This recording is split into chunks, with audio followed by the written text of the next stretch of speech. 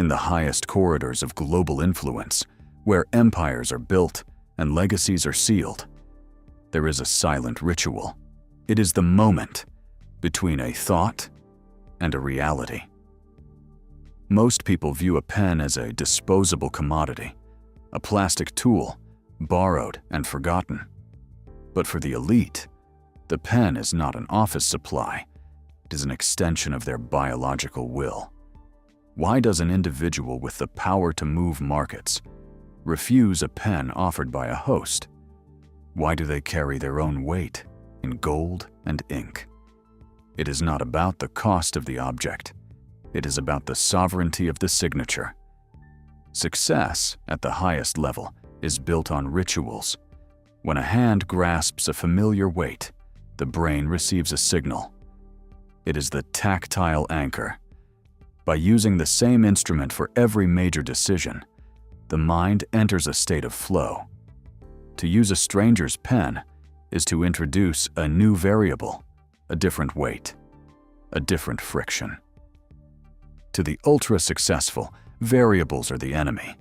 They demand consistency.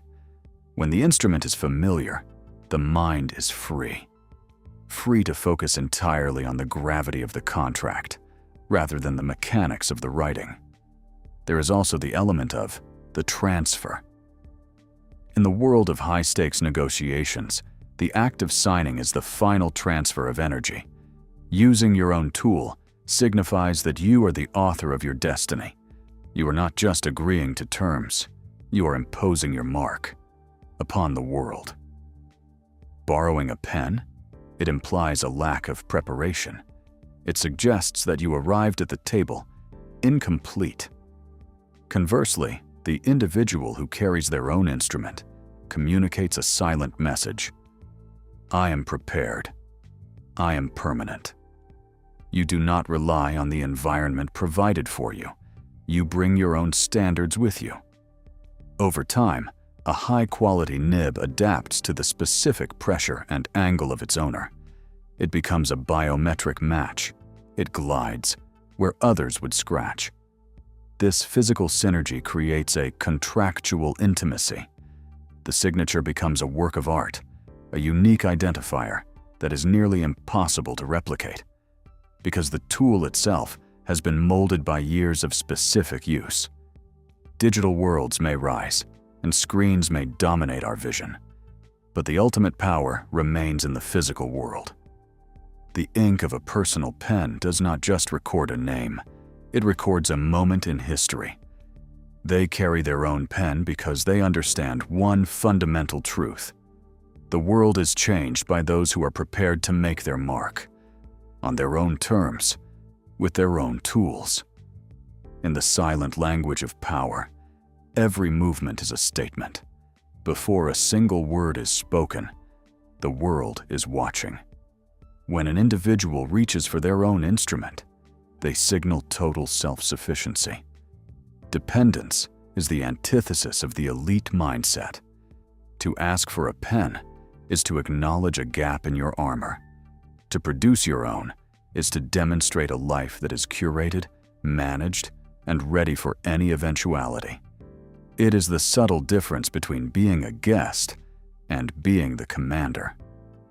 Beyond psychology, there is the hidden science of permanence. Standard office pens use generic inks that can fade, smudge, or be altered by environmental factors. But for a legacy builder, a document must outlive the individual. The elite choose archival-grade pigments, inks that bond with the paper's fibers on a molecular level. This ensures that a signature made today remains legible a century from now. They do not just sign for the present, they sign for the archives of history. Their ink is their legacy in liquid form. There is a concept known as cognitive friction. When a tool is heavy, scratchy, or unreliable, it creates a micro-distraction in the brain. For a mind managing billions in assets, a micro-distraction is a leak in the system. By using an instrument that is perfectly balanced to the hand's center of gravity, the act of writing becomes subconscious. The barrier between the thought in the mind and the ink on the page disappears. This frictionless experience allows the individual to remain in a state of total clarity. The pen is no longer just a tool, it is a silent partner in the process of creation. Ultimately, the weight of the pen represents the weight of the decision. A heavy instrument reminds the holder that what they are about to do has consequences. It forces a moment of pause, a heartbeat of reflection, before the ink hits the surface. This is why they do not use the plastic tools of the masses. You cannot sign a world-changing decree with a tool designed to be thrown away. You sign it with something that has gravity, something that belongs to you, and only you.